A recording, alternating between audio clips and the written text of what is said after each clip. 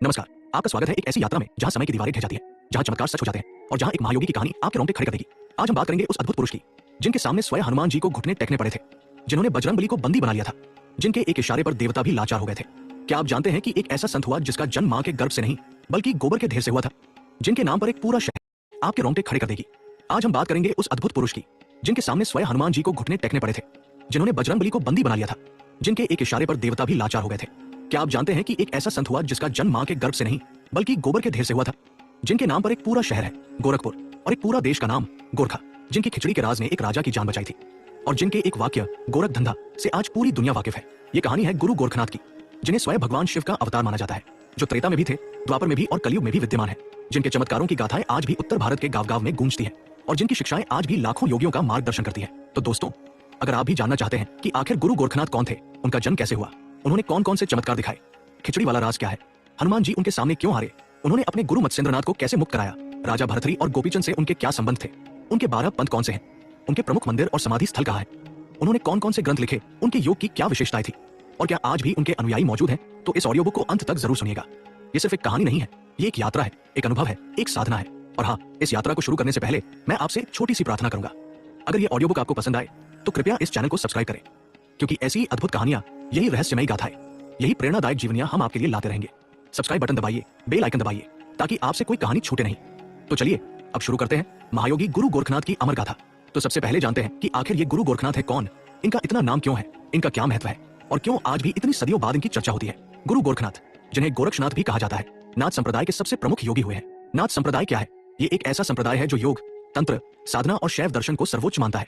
इस संप्रदाय के संस्थापक माने जाते हैं आदिनाथ यानी स्वयं भगवान शिव, और फिर उनके बाद मत्स्येंद्रनाथ हुए और फिर गुरु गोरखनाथ। गुरु गोरखनाथ ने ही इस संप्रदाय को एक सुव्यवस्थित रूप दिया, इसे जनवरी से जनवरी तक पहुंचाया और इसे इतना शक्तिशाली बनाया कि आज भी ये संप्रदाय जीवित है।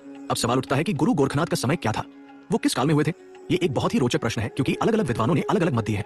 कुछ इतिहासकार कहते हैं कि वो 8वीं शताब्दी में हुए, कुछ कहते हैं 9वीं, कुछ 10वीं, तो कुछ 11वीं या 12वीं शताब्दी में। लेकिन ये सब इतिहासकारों की दलीलें हैं। असली मान्यता जो लोक में प्रचलित है वो ये है कि गुरु गोरखनाथ समय के परे हैं, वो काल के बंधन से मुक्त है, वो अमर है और वो त्रेता और द्वापर में भी विद्यमान थे।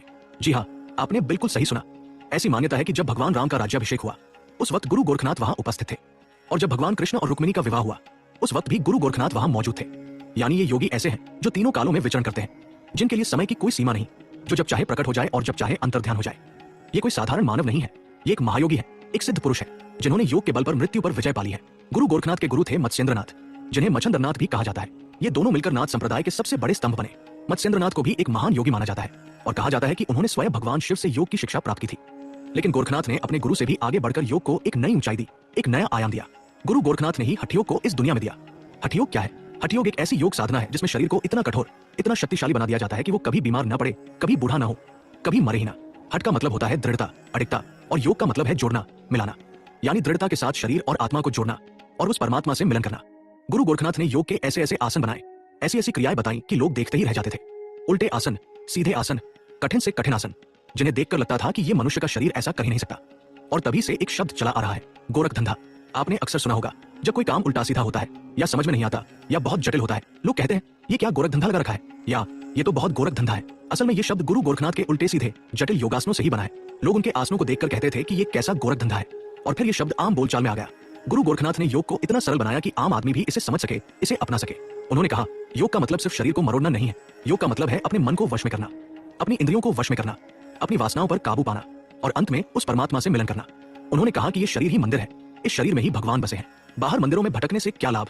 पहले अपने इस शरीर रूपी मंदिर को पवित्र करो, अपने मन को शुद्ध करो, फिर भगवान अपने आप मिलेंगे। उनके अनुयायियों को योगी, अवधूत, औघड़, कांफटा योगी कहा जाता है।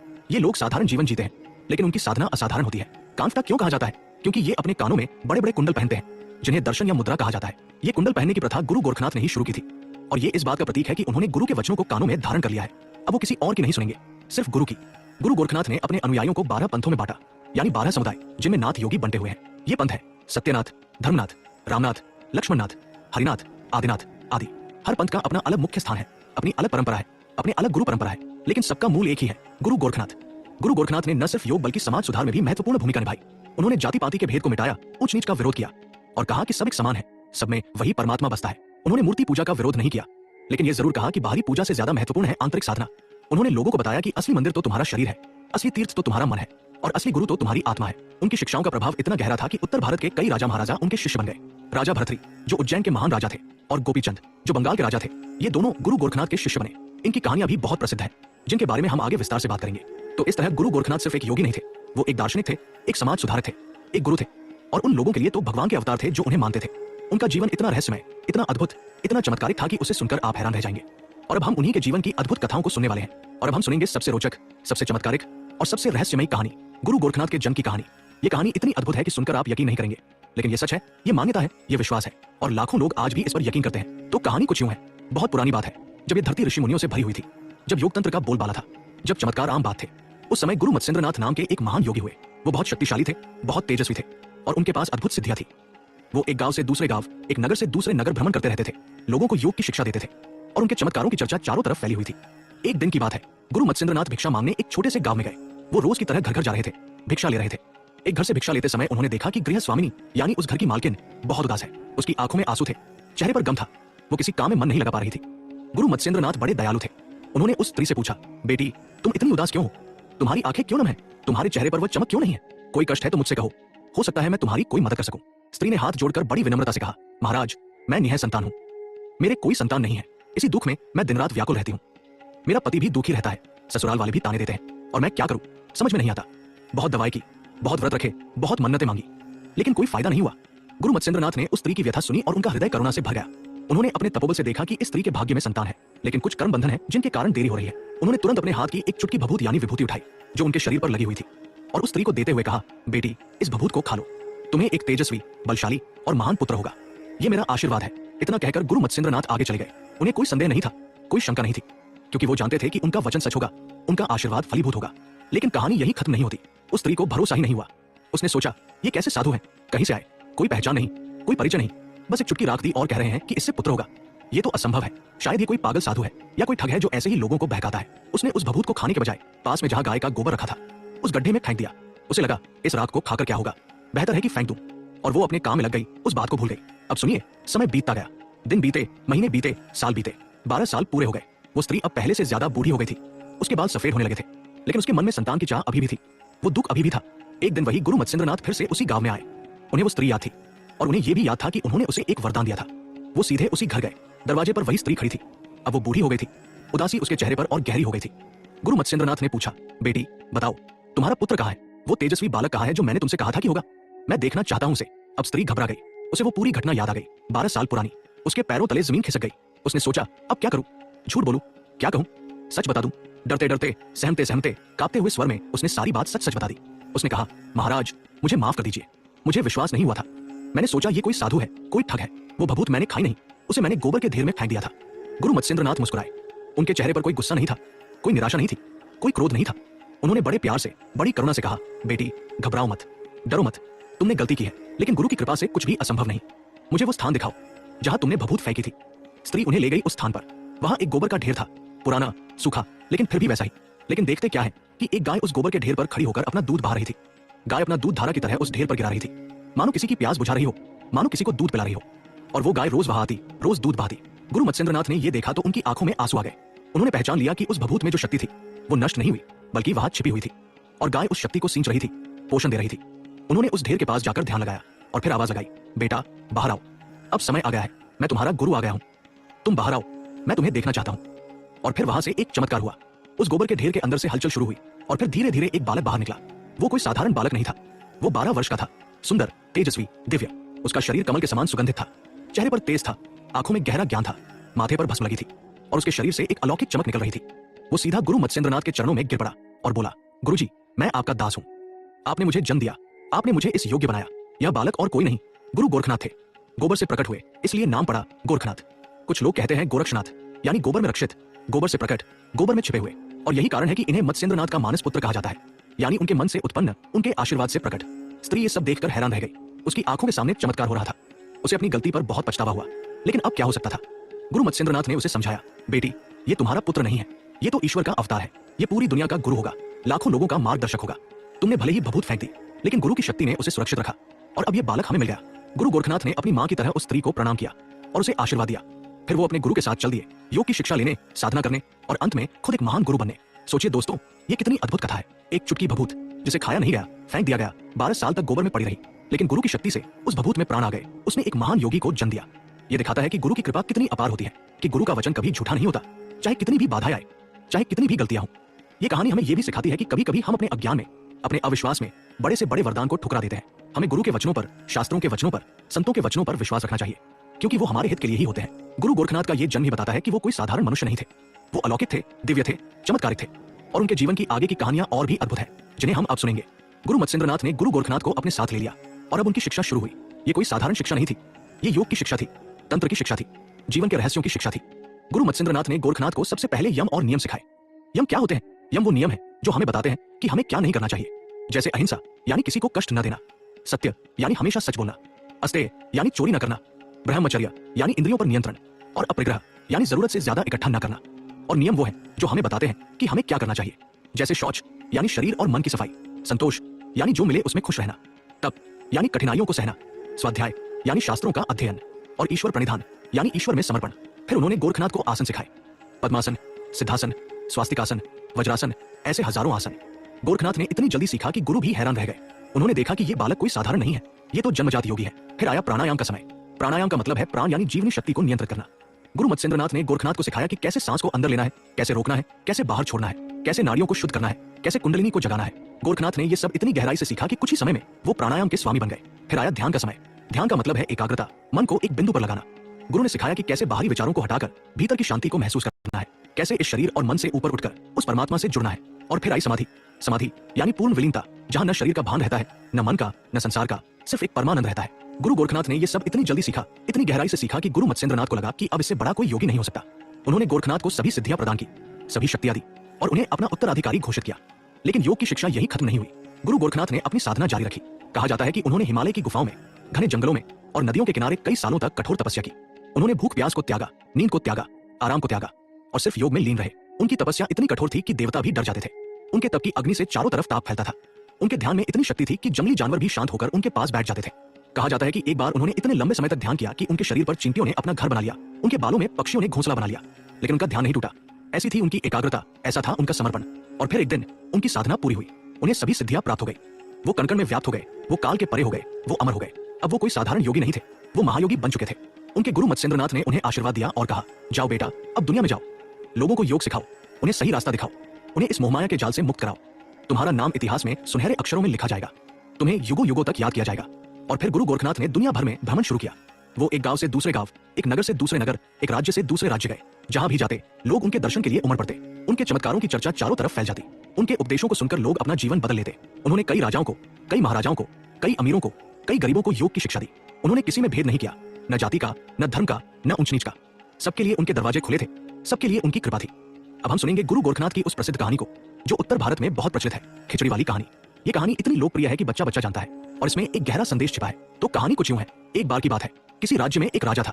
उसका नाम क्या था, ये तो अलग अलग कहानियों में अलग अलग है, लेकिन वो बहुत प्रतापी राजा था, बहुत धनी था और उसकी एक रानी थी जिससे वो बहुत प्यार करता था। वो रानी बहुत सुंदर थी, बहुत गुणी थी और राजा उसके बिना एक पल भी नहीं रह सकता था। दोनों में बहुत प्रेम था, बहुत अनुराग था। ऐसा लगता था मानो दो शरीर में एक प्राण है। लेकिन फिर एक दिन वह रानी अचानक बीमार पड़ गई। राजा ने बड़े बड़े वैद्य बुलाए, हकीम बुलाए, तांत्रिक बुलाए, लेकिन कोई फायदा नहीं हुआ। कुछ ही दिनों में उस रानी का स्वर्गवास हो गया। राजा पर जैसे वज्रपात हो गया। उसे अपना होश ही नहीं रहा। वो दिन रात रोता रहा, खाना पीना छोड़ दिया, राजकाज भी छोड़ दिया। उसे अब दुनिया की कोई परवाह नहीं थी, राज्य की कोई चिंता नहीं थी, प्रजा की कोई फिक्र नहीं थी। उसने ठान लिया कि वो भी अपनी रानी के साथ चिता में जल जाएगा। पूरा राज्य समझा रहा था। मंत्री आए, पंडित आए, सैनिक आए, प्रजा आई, सबने समझाया, महाराज आप ऐसा मत कीजिए, आप राजा हैं, आपकी जान पूरे राज्य के लिए जरूरी है। राज्य का क्या होगा, प्रजा का क्या होगा, आपके बिना यह राज्य कैसे चलेगा। लेकिन राजा किसी की नहीं सुन रहा था। उसने तो अपनी मौत ठान ली थी।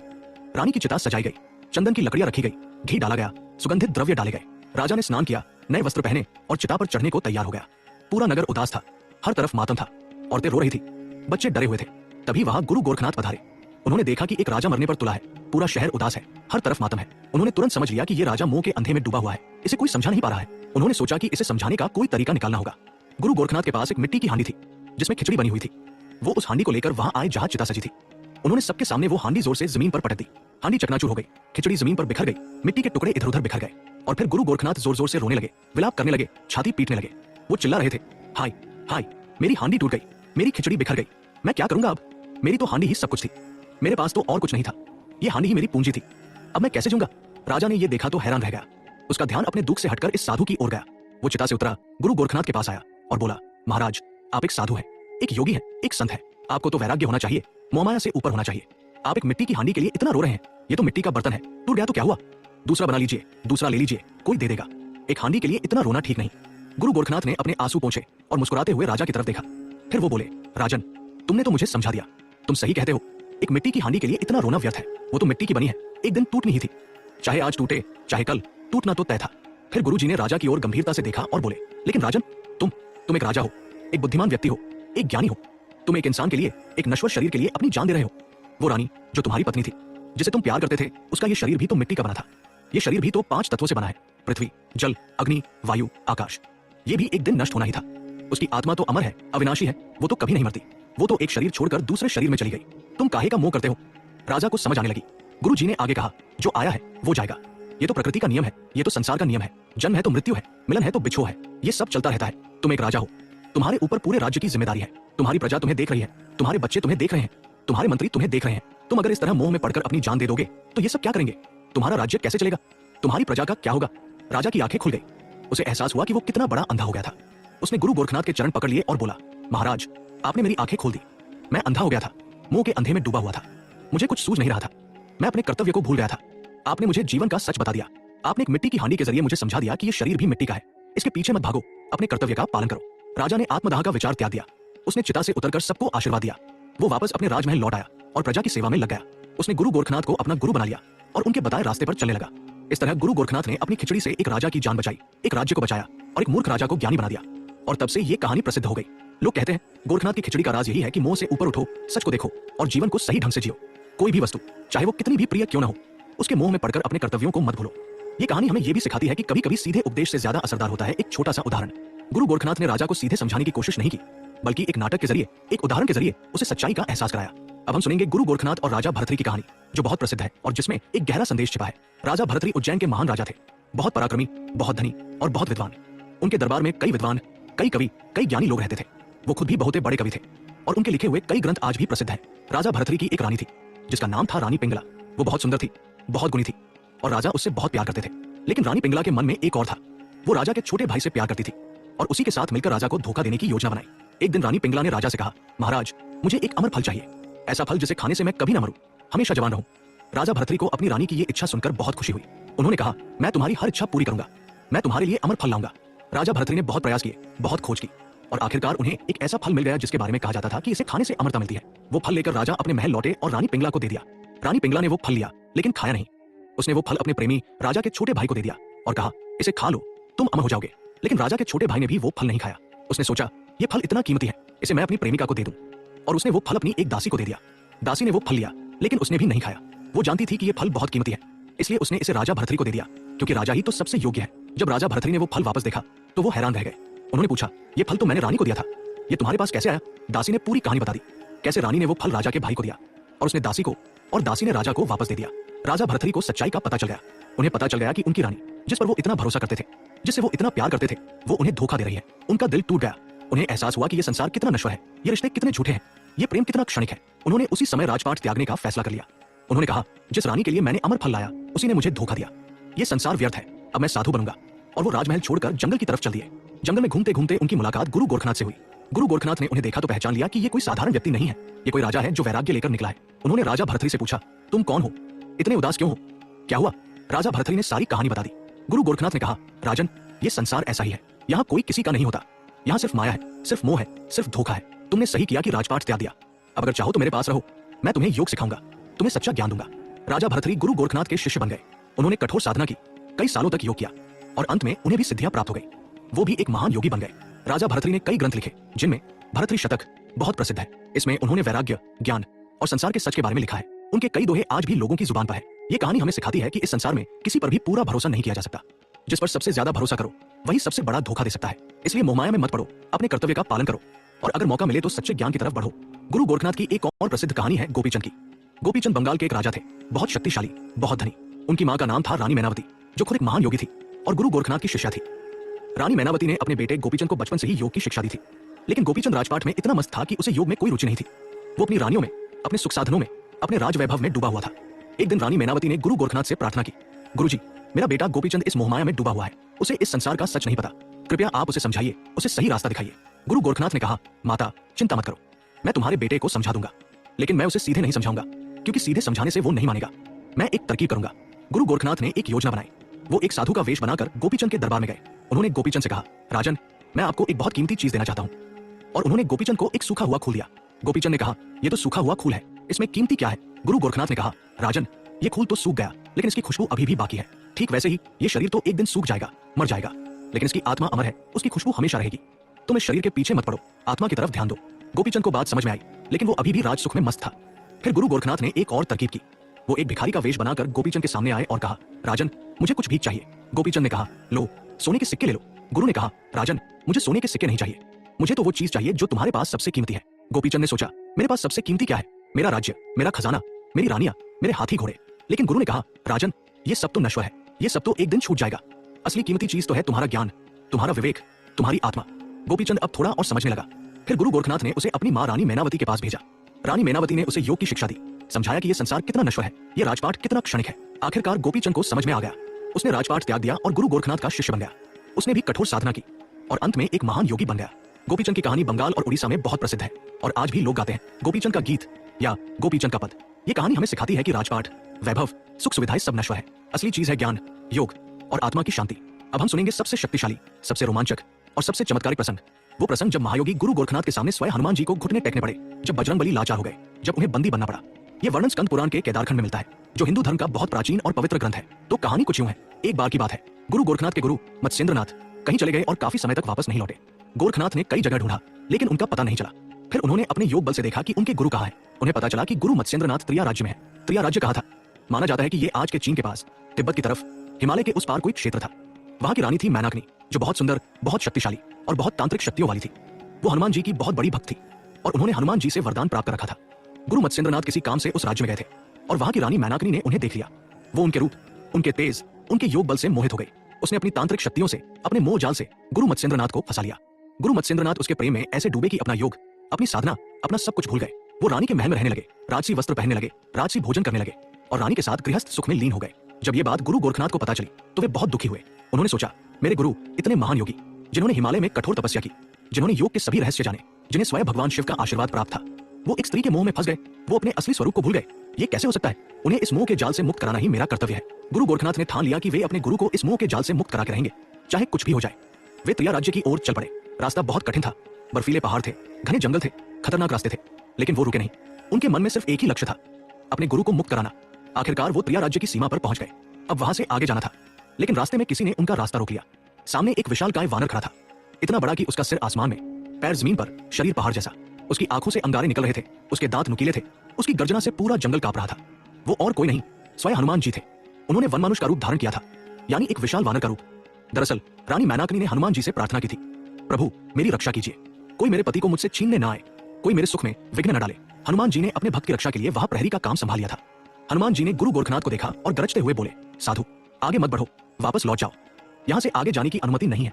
गुरु गोरखनाथ ने शांत स्वर में कहा, मुझे अपने गुरु के पास जाना है, मेरे गुरु यही है, मुझे उनसे मिलना है। हनुमान जी ने कहा, तुम्हारे गुरु यहाँ नहीं है, यहाँ तो सिर्फ राजा है जो रानी के साथ सुख भोग रहा है, वो तुम्हारा गुरु नहीं रहा, वापस जाओ, नहीं तो मैं तुम्हें जबरदस्ती हटा दूंगा। गुरु गोरखनाथ ने कहा, वो मेरे गुरु है, चाहे वो कहीं भी हो, चाहे कुछ भी कर रहे हो, मुझे उनसे मिलना है, और अगर तुम रास्ते में बाधा बनोगे तो मैं तुम्हें हटा कर ही जाऊंगा। इतना सुनते ही हनुमान जी को गुस्सा आ गया। उन्होंने सोचा, ये साधु क्या बातें कर रहा है, मुझे हटाकर जाएगा? मैं हनुमान हूं, जिसके आगे रावण भी नहीं टिका, जिसके आगे लंका कांप गई, जो भगवान राम का परम भक्त हूं। ये साधु मेरे सामने ऐसी बातें कर रहा है। हनुमान जी ने अपनी विशाल पूंछ उठाई और गुरु गोरखनाथ पर प्रहार कर दिया, लेकिन गुरु गोरखनाथ ने अपने योग बल से उसे रोक लिया। फिर हनुमान जी ने अपनी मुट्ठी से प्रहार किया, लेकिन वो भी बेकार गया। फिर उन्होंने पेड़ उखाड़ कर फेंके, पहाड़ के टुकड़े तोड़कर फेंके, लेकिन गुरु गोरखनाथ पर कोई असर नहीं हुआ। वो जहां खड़े थे वहीं खड़े रहे, जैसे कोई पर्वत हो। अब हनुमान जी ने अपनी पूरी शक्ति लगा दी। उन्होंने अपना विशाल रूप और भी विशाल कर लिया और एक बार फिर प्रहार किया। इस बार गुरु गोरखनाथ ने अपना योग बल दिखाया। उन्होंने अपने शरीर से इतनी शक्ति उत्पन्न की कि हनुमान जी का प्रहार बेकार गया। फिर गुरु गोरखनाथ ने अपनी योग मुद्रा से हनुमान जी को स्थिर कर दिया। हनुमान जी हिल भी नहीं सकते थे, वो जहां खड़े थे वहीं जड़वत हो गए। हनुमान जी हैरान रह गए। उन्होंने सोचा, ये साधारण साधु नहीं है, ये कोई महान योगी है, शायद कोई देवता है। उन्होंने अपने योग बल से देखा तो पता चला कि ये और कोई नहीं, स्वयं भगवान शिव के अवतार है। हनुमान जी को अपनी गलती का एहसास हुआ। उन्होंने तुरंत अपना असली रूप धारण किया, सुंदर, शांत, दिव्य रूप। वो गुरु गोरखनाथ के चरणों में गिर पड़े और बोले, हे महायोगी, हे भगवान शिव के अवतार, क्षमा करें मुझे, मैंने आपको नहीं पहचाना। मैं अहंकार में आकर आपसे भिड़ गया। आप अद्वितीय है, आपसे बड़ा कोई योगी नहीं। मैं आपसे पराजित हुआ और ये मेरे लिए गर्व की बात है। गुरु गोरखनाथ बड़े दयालु थे। उन्होंने हनुमान जी को उठाया, गले लगाया और कहा, हनुमान जी, आप भगवान राम के परम भक्त हैं। आपसे बड़ा भक्त कोई नहीं। मैं आपका आदर करता हूँ। ये युद्ध हमारे अहंकार के लिए नहीं था, ये तो बस एक परीक्षा थी। आपने अपने भक्त की रक्षा के लिए ये किया, ये आपका कर्तव्य था। हनुमान जी ने कहा, हे गुरु, मैं आपका दास हूं। अब आप जो कहेंगे वो करूंगा। आप मेरे लिए भगवान के समान हैं। मांगिए, क्या वरदान चाहिए? गुरु गोरखनाथ ने कहा, प्रभु, मैं कोई वरदान नहीं मांगता, मुझे सिर्फ अपने गुरु को मुक्त कराना है। लेकिन हाँ, इतना चाहूंगा कि आप इस स्थान पर सदा प्रहरी की तरह विराजमान रहें। जो भी भक्त सच्चे मन से यहाँ आए उसकी मनोकामनाएं पूरी करें और मेरे गुरु को इस मोह के जाल से मुक्त कराने में मेरी सहायता करें। हनुमान जी ने प्रसन्न होकर तथास्तु कहा और तभी से वह स्थान सिद्धबली के नाम से जाना जाने लगा। अब हनुमान जी ने गुरु गोरखनाथ की सहायता की। उन्होंने अपनी शक्ति से रानी मैनाकिनी के मोह जाल को कमजोर किया। गुरु गोरखनाथ महल में गए, अपने गुरु मत्स्येंद्रनाथ के पास। उन्होंने देखा कि उनके गुरु राजसी वस्त्रों में, राजसी ठाट बाट में बैठे हैं। रानी उनके पास है। गुरु गोरखनाथ ने अपने गुरु को योग की याद दिलाई, अपनी साधना की याद दिलाई, अपने असली स्वरूप की याद दिलाई। उन्होंने कहा, गुरुजी, आप कौन हैं? आप मत्स्येंद्रनाथ हैं, महान योगी हैं। आपको यहाँ क्या करना चाहिए? ये राजसी जीवन, ये मोहमाया, ये सब आपके लिए नहीं है। आपको तो योग सिखाना है, लोगों को ज्ञान देना है, नाथ संप्रदाय को आगे बढ़ाना है। गुरु मत्स्येंद्रनाथ को धीरे धीरे सब याद आने लगा। उनकी आंखें खुली। उन्हें एहसास हुआ कि वो कहाँ फंस गए थे। उन्होंने तुरंत राजसी वस्त्र त्याग दिए, योगी के वस्त्र पहने और अपने शिष्य गोरखनाथ के साथ चल दिए। रानी मैनाकिनी बहुत दुखी हुई, लेकिन क्या कर सकती थी?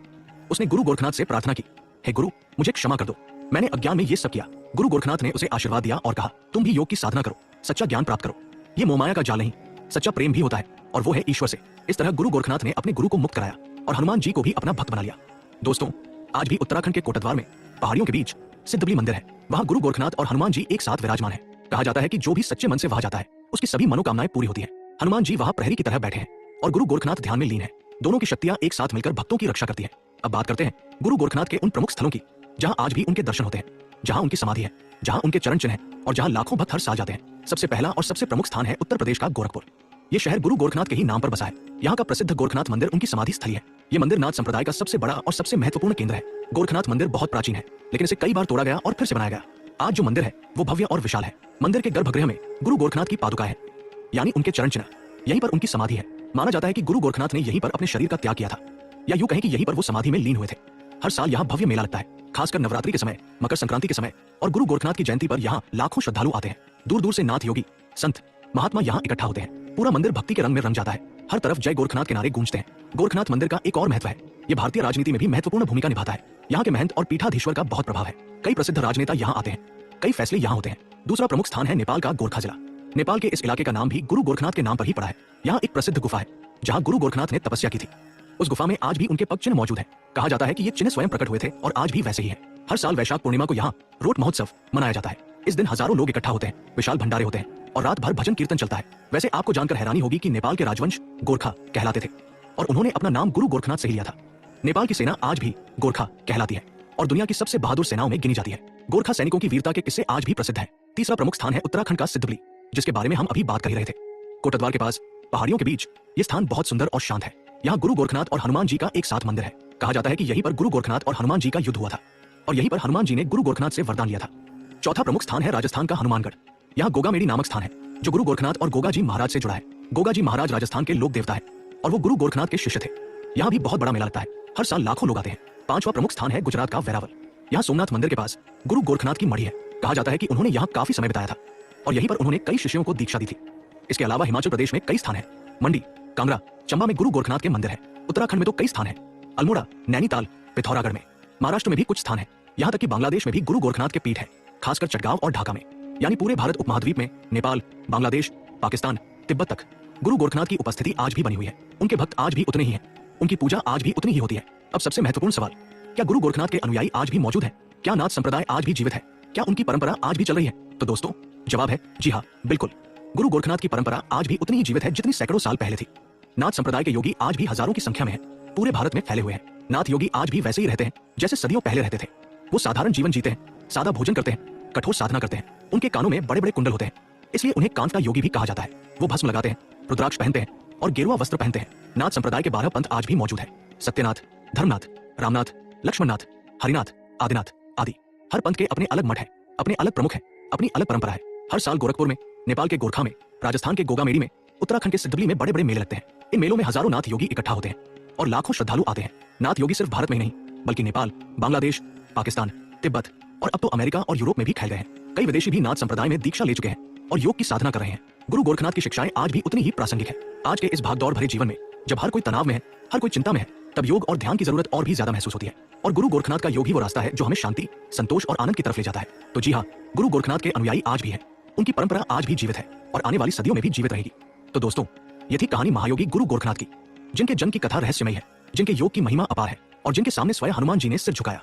हमने जाना कि कैसे उनका जन्म गोबर के ढेर से हुआ, कैसे उन्होंने अपने गुरु मत्स्येंद्रनाथ से योग सीखा, कैसे उन्होंने अपनी खिचड़ी से एक राजा की जान बचाई, कैसे उन्होंने राजा भरथरी और गोपीचंद को ज्ञान दिया, कैसे उन्होंने हनुमान जी को बंदी बनाया और कैसे उनकी परंपरा आज भी जीवित है।